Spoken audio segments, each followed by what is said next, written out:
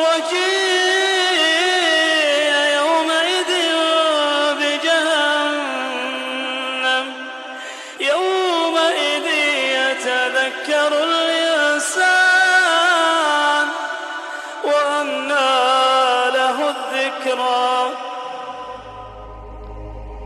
মিজানের পাল্লায় আমলের ওজন নেয়ার পর জাহান্নামকে সামনে আনা হবে। মুসলিম হাদিসে বর্ণিত আছে, জাহান্নামের থাকবে ৭০,০০০ শিকল। প্রতিটি শিকলকে টেনে হিঁচড়ে ধরে থাকবে ৭০,০০০ ফেরেশতা। কিন্তু জাহান্নাম সেদিন এতটা ক্ষুব্ধ থাকবে যে এই শত শত কোটি ফেরেশতা মিলেও তাকে সামলাতে হিমশিম খাবে। এরপর মানুষকে দলে দলে ভাগ করা হবে। যারা উম্মতে মুহাম্মদ সাল্লাল্লাহু আলাইহি ওয়াসাল্লাম তারা এক দলে থাকবে, যারা উম্মতে ঈসা আলাইহিস সালাম তারা আরেক দলে থাকবে। তেমনিভাবে যারা শিরক করেছে তারাও বিভিন্ন দলে দলে বিভক্ত হয়ে যাবে। واحشروا الذين ظلموا وأزواجهم وما كانوا يعبدون من دون الله فاهدوهم إلى صراط الجحيم মুশরিকদের দলগুলোকে সরাসরি জাহান্নামে ফেলে দেওয়া হবে। আল্লাহ যেন আমাদের প্রকাশ্য এবং গোপন শিরক থেকে হেফাজত করেন। এরপর রয়ে যাবে তাওহীদের মানুষেরা, যারা আল্লাহর সাথে কাউকে শরীক করেনি, কিন্তু এর মধ্যেও রয়েছে ভালো এবং খারাপ। ভালোর মধ্যে থাকবে প্রকৃত মুমিন ব্যক্তিরা, যারা হিসাব ছাড়া জান্নাতে প্রবেশ করবে এবং যাদের হিসাব নেয়ার পর তাদের ভালো কাজের পাল্লা ভারী হয়েছে। আর খারাপদের দলে থাকবে তারা যারা কবিরা গুনাহ করেও তওবা করেনি। এবং সবচেয়ে খারাপ হচ্ছে মুনাফিকরা, যারা তখনও পর্যন্ত বিশ্বাসীদের দলেই রয়েছে, তখনও পর্যন্ত তারা আল্লাহর সাথে পরিকল্পনা করছে, তাকে ধোঁকা দেওয়ার চেষ্টা করছে, কিন্তু অতি শীঘ্রই তারা টের পেয়ে যাবে সকল পরিকল্পনাকারীদের ওপর পরিকল্পনা করেন আল্লাহ। মুশরিকদের জাহান্নামে ফেলে দেওয়ার পর জাহান্নামের ওপর দিয়ে বসানো হবে একটি সেতু, একটি ব্রিজ, যাকে বলা হয় সিরাত। এই সেই পুল সিরাত যা পাড়ি দিতে হবে অবশিষ্ট প্রতিটি বান্দাকে। সিরাত হবে অত্যন্ত পিচ্ছিল, তলোয়ারের চেয়েও ধারালো এবং চুলের চেয়েও চিকন। এর চারিপাশে থাকবে অগণিত আঁকড়া যা নির্দিষ্ট মানুষকে আঁকড়ে ধরবে। এই আঁকড়াগুলো হবে মানুষের বিভিন্ন পাপের সাথে সম্পৃক্ত। যার যে পাপ তখনও ক্ষমা করা হয়নি, সেই পাপ এসে তাকে আঁকড়ে ধরে জাহান্নামের দিকে টেনে নিয়ে যাবে। পৃথিবীতে যেমন দিনের পর রাত্রি আসে, কিয়ামতের দিবসেও ধীরে ধীরে অন্ধকার নেমে আসবে। সিরাতের দিকে যেতে যেতে চারিদিক ঘুটঘুটে অন্ধকার হয়ে যাবে। তখন বিশ্বাসীরা তাদের ভালো কাজ অনুযায়ী নিজেদের ভেতর আলো খুঁজে পাবে। কারো কারো আলো হবে পাহাড়ের সমান, কারো কারো আলো ছড়াবে একটি তাল গাছের দূরত্ব পর্যন্ত। এভাবে করে একদল লোক থাকবে যাদের শুধু পায়ের আঙ্গুলে একটুখানি আলো থাকবে, যা একবার জ্বলে আবার নিভে যায়।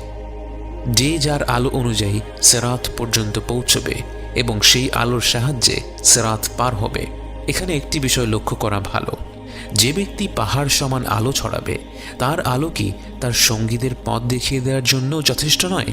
যে ব্যক্তি সেদিন একেবারে অল্প আলো পাবে এবং অত্যন্ত কষ্ট করে সিরাত পর্যন্ত পৌঁছবে, সে দুনিয়াতে এমন কারোর সঙ্গী হয়নি, এমন কারোর সাথে বন্ধুত্ব করেনি যে কঠিন সেই দিনে চারপাশে আলো ছড়িয়ে দেবে। তাই আমাদের দিনে ভালো মানুষের সাথে বন্ধুত্ব স্থাপন করার ব্যাপারে বিশেষ জোর দেওয়া হয়েছে। প্রতিটি মানুষ তার আলো অনুযায়ী সিরাতের দিকে আগাচ্ছে, কিন্তু একদল মানুষ দেখল তাদের তো কোনো আলোই নেই, তাদের চারপাশে ঘন অন্ধকার। ওই দূরে তারা দেখতে পায় কিছু মানুষ তাদের নিজেদের আলো নিয়ে ছুটে চলছে সিরাতের পানে, কিন্তু এত অন্ধকার পাড়ি দিয়ে তাদের পক্ষে ওই মুমিনদের পিছু নেওয়া সম্ভব হয় না। এরাই হচ্ছে মুনাফিক, যারা এতক্ষণ পর্যন্ত বিশ্বাসীদের সাথেই ছিল, যারা ভেবেছিল তারা আল্লাহকে ধোঁকা দিতে পেরেছে। অবশেষে আল্লাহ তাদের পাকড়াও করেন। يوم ترى المؤمنين والمؤمنات يسعى نورهم بين أيديهم بشراكم اليوم جنات تجري من تحتها الأنهار خالدين فيها ذلك هو الفوز العظيم يوم يقول المنافقون والمنافقات للذين آمنوا انظرونا نقتبس من نوركم قيل ارجعوا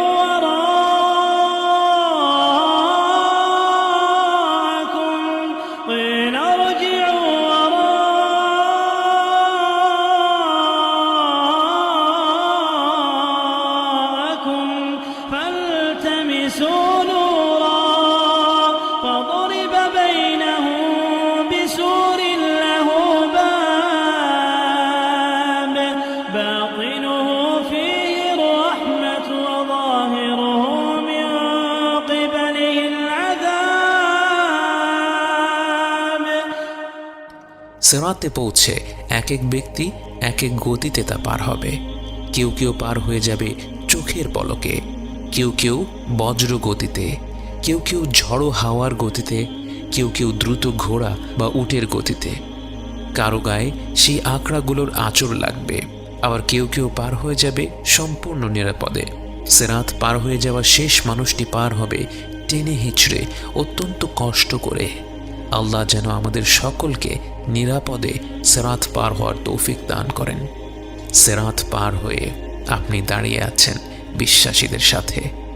জান্নাতের দ্বার প্রান্তে এসে ফিরে দেখছেন আপনার যাত্রা। যেই মৃত্যুকে একসময় মনে হতো জীবনের শেষ, সেই মৃত্যুই এখন মনে হচ্ছে এক দীর্ঘ যাত্রার প্রথম অধ্যায় মাত্র। মৃত্যুর ঘাটি পার হয়ে, কবরের জীবন পার হয়ে, পুনরুজ্জীবিত হয়ে হাসরের ময়দানে দাঁড়িয়ে থেকে, হিসাবের পর্ব পার করে, মিজানের অধ্যায় পার করে, পুল সিরাত পার করে আজ আপনি এখানে। দুনিয়ার জীবনকে তখন মনে হচ্ছে কত ক্ষুদ্র, কত নগণ্য, কিন্তু এই শেষ প্রান্তে এসেও দুনিয়ার জীবন আপনার পিছু ছাড়ল না। জান্নাতের দ্বার প্রান্তে এসেও এখনো একটি ধাপ বাকি রয়ে গেল। সিরাত পার হয়ে আসা প্রত্যেক বিশ্বাসী ব্যক্তি জড়ো হলো একটি প্রান্তরে।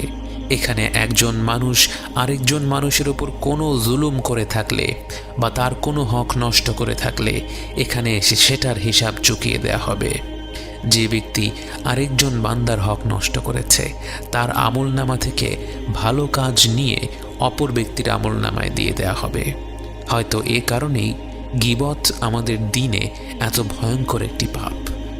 ভেবে দেখুন, পরকালের যাত্রার এত দূর পথ পাড়ি দিয়ে জান্নাতের দ্বার প্রান্তে এসে আপনি আপনার নেক আমলগুলো দিয়ে দিচ্ছেন কারণ আপনি কারো ব্যাপারে গীবত করেছিলেন, কারো ব্যাপারে মিথ্যা খবর ছড়িয়েছিলেন।